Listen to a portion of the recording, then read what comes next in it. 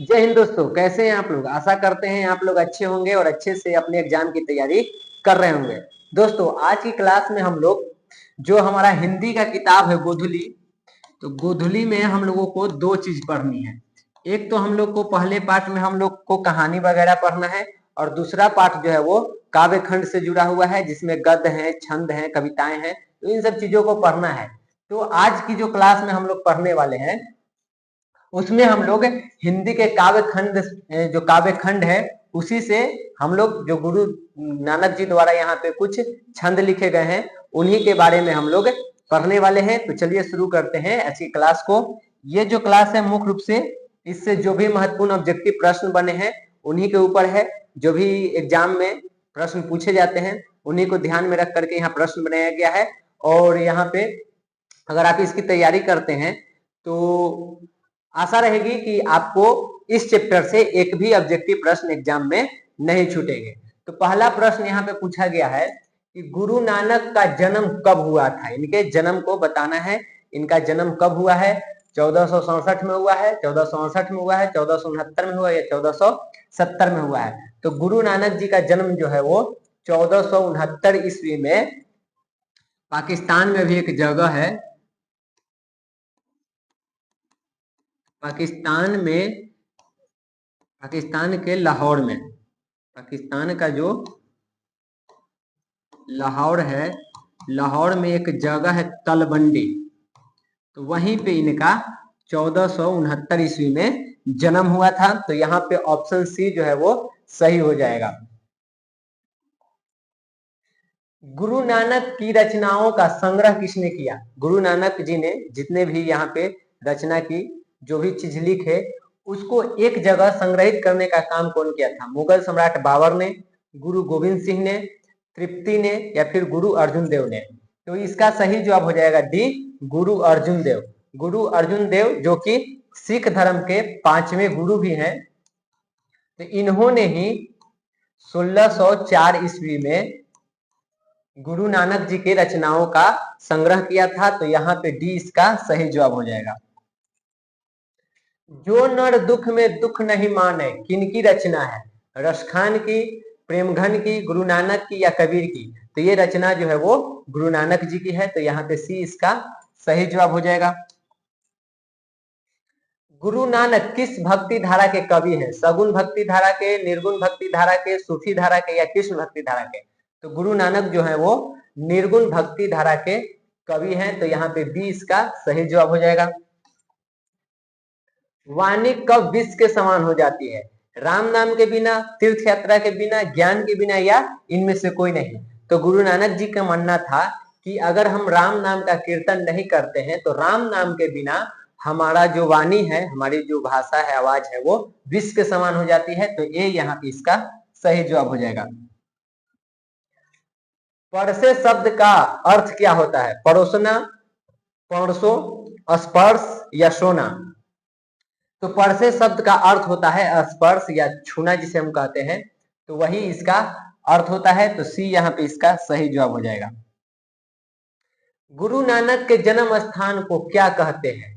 नानकाना साहेब, गुरु ग्रंथ साहेब, गुरुद्वारा या जन्म स्थली। तो गुरु नानक का जो जन्म स्थान है उसे अब नानकाना साहेब के नाम से जानते हैं, जो कि पाकिस्तान में है। तो ये यहाँ पे सही जवाब हो जाएगा। गुरु नानक ने किस धर्म का प्रवर्तन किया। सिख धर्म का, हिंदू धर्म का, मुस्लिम धर्म का या ईसाई धर्म का। तो गुरु नानक जी जो है वो सिख धर्म के प्रवर्तन है। तो यहाँ पे ए इसका सही जवाब हो जाएगा। ये सिख धर्म के पहले गुरु हुए हैं, यानी कि ये भी कह सकते हैं कि सिख धर्म की जो स्थापना है वो गुरु नानक जी के द्वारा किया गया है। तो ए यहाँ पे इसका सही जवाब हो जाएगा। गुरु नानक के पिता का क्या नाम था। दीनबंधु खत्री, मूलचंद खत्री, कालूचंद खत्री या दयालचंद खत्री। तो गुरु नानक जी के पिता का जो नाम है वो कालूचंद खत्री था। सी यहाँ पे सही जवाब हो जाएगा। इनकी माता का नाम अगर देखें तो माता का नाम था तृप्ता, और पत्नी जो है तो पत्नी का इनका नाम था सुलक्षणी। पत्नी का नाम सुलक्षणी था, माता का नाम तृप्ता था और पिता का नाम कालूचंद खत्री था, तो सी यहाँ पे इसका सही जवाब हो जाएगा। गुरु नानक का कथन किस कवि के कथन से मिलती है? रविदास, कालिदास, सूरदास या कबीरदास? तो अगर हम लोग यहाँ पे गुरु नानक जी को पढ़ें और कबीर जी को पढ़ें तो इनकी बातों में, इनकी वाणी में बहुत सारे सिमिलरिटीज देखने को मिलती है। तो यहाँ पे इनकी वाणी जो है वो कबीरदास से मिलती है, तो डी सही जवाब हो जाएगा। सिखों के पांचवें गुरु कौन थे? गुरु नानक, गुरु अंगद, अमरदास या फिर अर्जुन देव? तो अभी हम बताए हैं कि सिखों के पांचवें जो गुरु हैं वो गुरु अर्जुन देव थे, तो डी यहाँ पे इसका सही जवाब हो जाएगा। गुरु नानक की मृत्यु कब हुई थी? 1540 ईस्वी में, 1560 ईस्वी में, 1539 में या 1565 में? तो गुरु नानक जी की जो मृत्यु हुई है वो 1539 ईस्वी में हुई है, तो सी यहाँ पे इसका सही जवाब है। किसके बिना प्राणी को मुक्ति नहीं मिलती है? मूर्ति पूजन के बिना, कर्मकांड के बिना, कीर्तन के बिना या तीर्थ यात्रा के बिना? तो गुरु नानक जी कहा करते हैं कि कीर्तन के बिना यहाँ पे प्राण की मुक्ति नहीं मिलती है, तो सी इसका सही जवाब हो जाएगा। गुरु नानक की पत्नी का क्या नाम था? सुलक्षणी, सुलोचना, सरला या सुलोचनी? अभी बताए हैं कि गुरु नानक जी की जो पत्नी है उनका नाम सुलक्षणी है, तो ये यहाँ पे इसका सही जवाब हो जाएगा। रही रास किसकी रचना है? गुरु गोविंद सिंह जी का, गुरु नानक जी का, नानक का या घनानंद का? तो रही रास जो है वो गुरु नानक जी की रचना है, बी यहाँ पे इसका सही जवाब हो जाएगा। इन्हीं के द्वारा इसकी रचना की गई है। गुरु नानक का जन्म स्थान नानकाना साहब अब कहाँ है? जो जहां पे इनका जन्म हुआ था, जिसे कि अब नानकाना साहब के नाम से जाना जाता है, पूछा जा रहा है कि ये जगह अभी कहाँ है? तजाकिस्तान में है, बलूचिस्तान में है, हिंदुस्तान में या पाकिस्तान में है? अभी कुछ देर पहले बताए हैं कि वो जगह जो है वो अभी पाकिस्तान के लाहौर में स्थित है, तो डी यहाँ पे इसका सही जवाब हो जाएगा। गुरु नानक देव ने क्या कहते हुए प्राण त्याग दिए थे? हे राम, सत श्री अकाल, हे प्रभु या वाहे गुरु? तो गुरु नानक जी की जब मृत्यु होती है, जब वो प्राण त्यागते हैं, उस समय वो वाहे गुरु कहते हुए अपने प्राण को त्याग दिए थे, तो डी इसका सही जवाब हो जाएगा। गुरु नानक के किस पद में राम नाम के कीर्तन पर बल दिया गया है? द्वितीय पद, प्रथम पद, तृतीय पद या इनमें से कोई नहीं? तो यहाँ पे जो आपका पाठ्य पुस्तक है, किताब है, उसमें आप पढ़िएगा तो गुरु नानक जी की जो पहला पद है उसी में राम नाम का नाम लिया गया है, तो वहीं पे इसका राम नाम के कीर्तन पर बल दिया गया है, तो बी यहाँ पे इसका सही जवाब हो जाएगा। गुरु नानक के पद किस भाषा में रचित है? हिंदी मिश्रित ब्रज भाषा में, अरबी मिश्रित ब्रज भाषा में, पंजाबी मिश्रित ब्रज भाषा में या तमिल मिश्रित ब्रज भाषा में? तो इसका सही जवाब हो जाएगा सी, पंजाबी मिश्रित ब्रज भाषा में। गुरु नानक जी जो है वो मुख्य रूप से ऐसे तो अपने कविताओं को पंजाबी भाषा में लिखते थे, लेकिन इसके अलावा वो हिंदी भाषा में भी अपनी कविताओं को, रचनाओं को लिखते थे। तो यहाँ पे इनका जो भी रचना है, वो जो पद है वो सभी पंजाबी मिश्रित ब्रज भाषा में मिलते हैं, तो सी यहाँ पे इसका सही जवाब हो जाएगा। पिछानी शब्द का अर्थ क्या होता है? उपाय, सोना, पहचानी या जीव? पिछानी शब्द का अर्थ होता है पहचानी, तो सी यहाँ पे इसका सही जवाब हो जाएगा। राम नाम बिनु बिरथे जगी जन्मा, यह पंक्ति डॉट डॉट की है, यानी कि ये जो लाइन दी गई है, राम नाम बिनु बिरथे जगी जन्मा, ये पंक्ति किसने कही है, किसने लिखी है, वही बताना है। गुरु नानक जी का है, रसखान का है, घनानंद है या प्रेमघन का है? तो ये पंक्ति जो है वो गुरु नानक जी की है, तो ये यहाँ पे इसका सही जवाब हो जाएगा। गुरु नानक की रचनाओं का संग्रह किस वर्ष किया गया?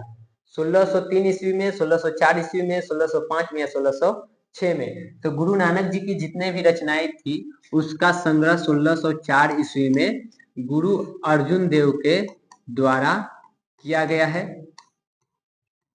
तो यहाँ पे इसका जो सही जवाब है वो बी हो जाएगा, 1604 ईस्वी में। गुरु नानक की माता का क्या नाम था? अर्पिता, तृप्ता, तृप्ति या अमृता? तो गुरु नानक जी की माता का जो नाम है वो तृप्ता था, तो यहाँ पे बी सही जवाब हो जाएगा। आशा दीवार किस कवि की रचना है? रसखान की, कुंवर नारायण की, रामधारी सिंह दिनकर की या गुरु नानक की? तो आशा दीवार जो यहाँ पे रचना है वो गुरु नानक जी का है, तो डी इसका सही जवाब हो जाएगा, गुरु नानक। किस मुगल सम्राट से गुरु नानक की भेंट हुई थी? अकबर से, शाहजहां से, औरंगजेब से या बाबर से? तो गुरु नानक जी का जिस मुगल सम्राट से मुलाकात हुई थी उसका नाम है बाबर। बाबर से ही गुरु नानक जी मिले थे। सोहिला किन की रचना है? अनामिका की, जीवानंद दास की, गुरु नानक या घनानंद की? तो सोहिला भी यहाँ पे गुरु नानक जी की रचना है, तो सी यहाँ पे इसका सही जवाब हो जाएगा। गुरु नानक देव की रचनाओं का संग्रह किस नाम से प्रसिद्ध है? जब अर्जुन देव ने 1604 ईस्वी में गुरु नानक जी के सभी रचनाओं का संग्रह किया तो उस संग्रह को क्या नाम दिया गया है वही पूछा जा रहा है। साहिब ग्रंथ है, गुरु साहिब ग्रंथ है, गुरु ग्रंथ साहिब है या गुरु ग्रंथावली है? तो इनकी रचनाओं के संग्रह को गुरु ग्रंथ साहिब के नाम से जाना जाता है, तो सी यहाँ पे इसका सही जवाब हो जाएगा। गुरु नानक का जन्म लाहौर के किस ग्राम में हुआ था? किस गांव में हुआ था वो बताना है। तलवंडी, अमृतसर, जालंधर या लुधियाना? तो गुरु नानक जी का जन्म लाहौर के तलवंडी में हुआ था, तो ये यहाँ पे इसका सही जवाब हो जाएगा।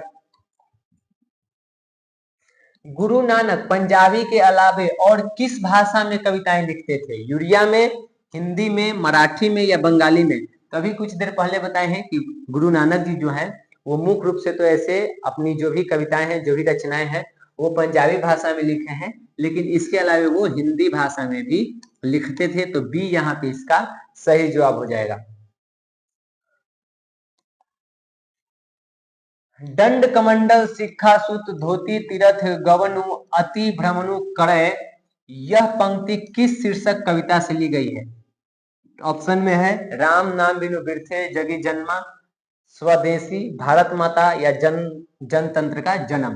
तो ये जो पंक्ति है, ये जो लाइन है वो राम नाम बिनु बिरथे जगे जन्मा से ली गई है। अगर पूछा जाए कि ये किनकी रचना है तो ऐसे भी हम लोग जानते हैं कि ये जो रचना है, ये जो पंक्ति है वो गुरु नानक जी की है। तो ऐसे भी सवाल अगर पूछ ले तो इसको याद रखेंगे कि अगर पूछा जाए कि किस कवि की पंक्ति है तो गुरु नानक जी की है। किस कविता से ली गई है तो वो ली गई है राम नाम बिनु बिरथे जगी जन्मा से। तो आज के हमारे इस क्लास में हिंदी से, क्योंकि काव्य खंड का है तो बहुत कम सवाल बने हैं, तो इतना ही महत्वपूर्ण सवाल है, इसी में से एग्जाम में आपको आएंगे। तो आज के लिए हम लोग इतना ही रहने देते हैं, मिलते हैं अगले क्लास में।